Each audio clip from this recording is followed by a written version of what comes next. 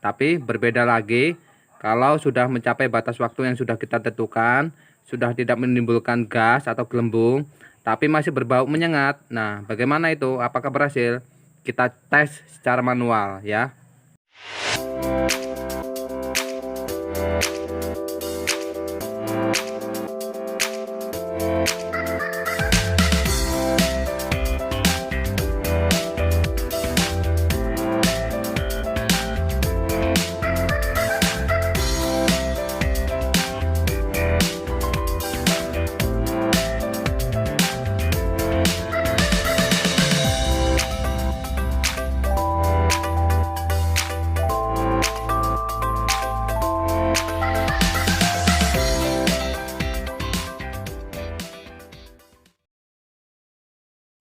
Oke, selamat pagi sahabat tani. Salam sejahtera untuk kita semua dimanapun Anda berada. Baik sahabat tani, belakangan ini banyak banget ya pertanyaan dari teman-teman subscriber kita, bagaimana tingkat keberhasilan pada pembuatan POC ya. Nah, di sini ada 3 jerigen ini ya, pupuk ini ya. Nah, di sini akan saya jelaskan ya, supaya teman-teman di rumah mudah untuk dipahami ya. Nah, pada pembuatan POC itu ada beberapa poin ya yang bisa menentukan tingkat keberhasilan pada pembuatan POC ya. Nah, yang pertama, bagaimana cara Anda menyimpannya ya. Nah, jadi usahakan pada waktu penyimpanan POC itu jangan terkena sinar matahari langsung ataupun terkena air hujan, karena itu bisa merusak kandungan dari POC tersebut ya. Nah, yang kedua, biasanya pada pembuatan POC itu ada masa fermentasinya ya. Jadi pada pembuatan POC itu tidak semua sama masa fermentasinya ya. Ada yang 1 minggu, ada yang 2 minggu, ada yang 3 minggu, ada yang 1 bulan ya. Bahkan ada yang sampai 2 bulan seperti pada pembuatan asam amino ya. Nah, semakin banyak bahan yang kita buat pada pembuatan POC ya, maka masa fermentasi POC ini semakin panjang ya, begitu. Berbeda dengan kita pada pembuatan POC itu bahannya cuma sedikit ya, atau beberapa macam saja ya.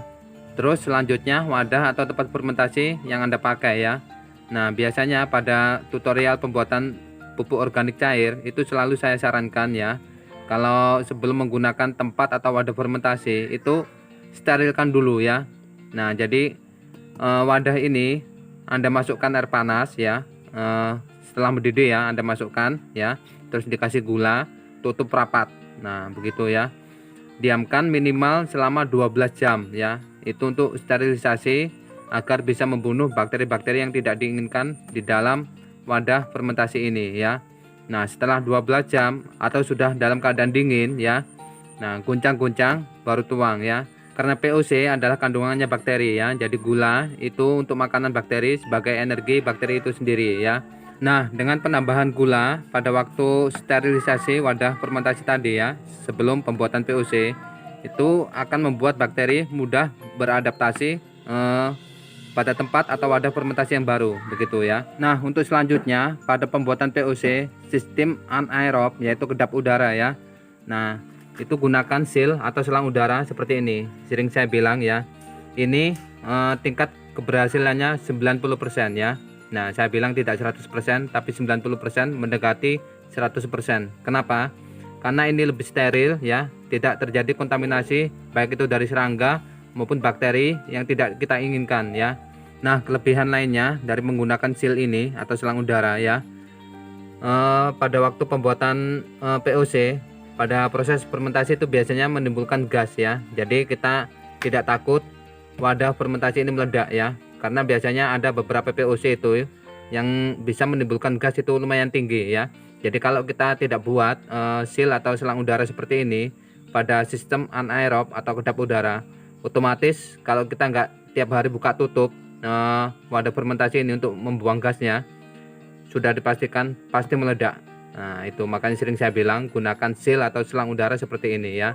Nah, karena dengan adanya tiap hari kita buka tutup wadah fermentasi ini, itu sangat dominan dengan kontaminasi baik itu serangga maupun bakteri ya. Biasanya kebanyakan teman-teman ada yang bilang ya, kenapa POC saya kok belatungan. Nah, itu karena sudah terkontaminasi oleh lalat ataupun serangga yang lainnya ya. seperti kecoa. Kecoa itu kan pembawa bakteri yang tidak baik ya.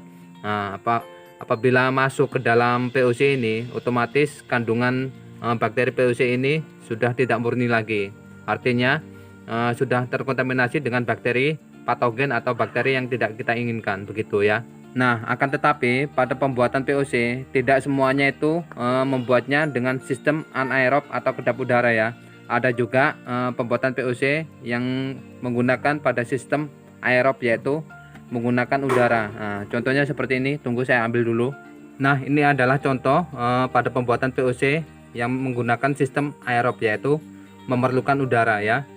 Di sini saya menggunakan penutup kain ya. Tujuannya agar tidak terkontaminasi oleh serangga seperti lalat yang bisa menimbulkan belatung ya, ataupun kecoa yang membawa bakteri yang tidak baik ya, yang nantinya bisa merusak kandungan dari POC ini ya. Nah, itu tadi teman-teman sahabat tani, poin-poin yang bisa menentukan tingkat keberhasilan pada pembuatan POC ya. Jadi yang pertama, cara Anda untuk menyimpannya ya. Jadi usahakan jangan terkena matahari atau hujan secara langsung ya, yang bisa merusak kandungan POC tersebut ya. Yang kedua, wadah atau tempat fermentasi yang baru yang mau Anda pakai, sterilkan terlebih dahulu seperti yang saya sebutkan tadi ya. Yang ketiga, tiap POC itu mempunyai masa fermentasi berbeda-beda ya. Seperti yang saya bilang tadi, ada yang 1 minggu, 2 minggu, 3 minggu, dan ada yang 1 bulan bahkan 2 bulan seperti asam amino ya. Dan poin yang berikutnya, kalau teman-teman sahabat tani membuat POC pada sistem anaerob, maka usahakan membuat seal atau selang udara seperti ini ya. Tadi sudah saya jelaskan panjang lebar ya. Nah, kalau sistem aerob, maka usahakan ada penutup kain seperti ini ya. Nah, tadi juga sudah saya jelaskan ya. Oke sahabat tani, itu tadi beberapa poin yang bisa menentukan tingkat keberhasilan POC ya. Nah, sekarang saya akan berbagi bagaimana ciri-ciri POC yang bagus dan berhasil pada masa fermentasinya ya.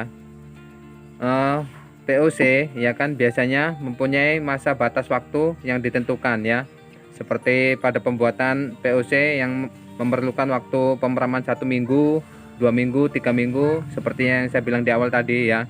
Kalau sudah mencapai batas waktu yang sudah kita tentukan, maka sudah waktunya kita panen ya. Nah, akan tetapi POC tersebut belum tentu berhasil ya. Nah, terus bagaimana cara mengeceknya? Yang pertama, aroma yang ditimbulkan ya.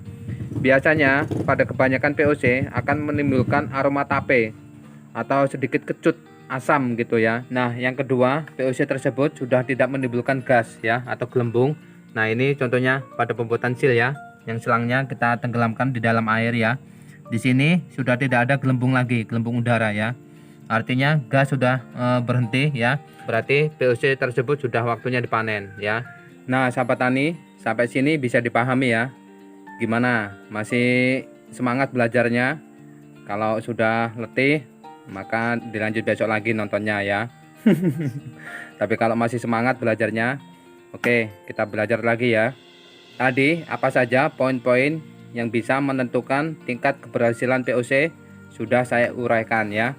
Terus ciri-ciri POC yang bagus yang sudah siap dipanen juga sudah saya uraikan ya. Nah, yang penting kalau pada pembuatan POC menimbulkan aroma yang busuk, terus ada belatungnya, mendingan dibuang terus dibuat yang baru lagi ya, karena daripada nanti tanaman Anda bisa keracunan mati ya. Nah, ada juga pertanyaan dari teman-teman subscriber kita ya, Bang, saya udah fermentasi POC sudah 1 minggu ya, sudah tidak ada gasnya tapi kok baunya masih menyengat ya, apakah itu berhasil? Oke, seperti ini. Jadi pada pembuatan POC sudah mencapai batas waktu yang sudah kita tentukan pertama, terus sudah tidak menimbulkan gas, terus beraroma tape atau asam ya, itu sudah bisa dipanen. Tapi berbeda lagi kalau sudah mencapai batas waktu yang sudah kita tentukan, sudah tidak menimbulkan gas atau gelembung, tapi masih berbau menyengat. Nah, bagaimana itu? Apakah berhasil? Kita tes secara manual ya.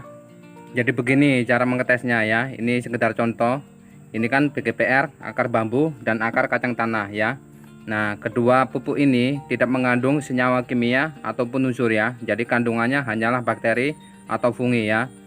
Seumpama sudah mencapai batas waktu yang sudah kita tentukan masa fermentasinya, terus sudah mengeluarkan gelembung atau buih, atau miselium di atas permukaan airnya itu ya.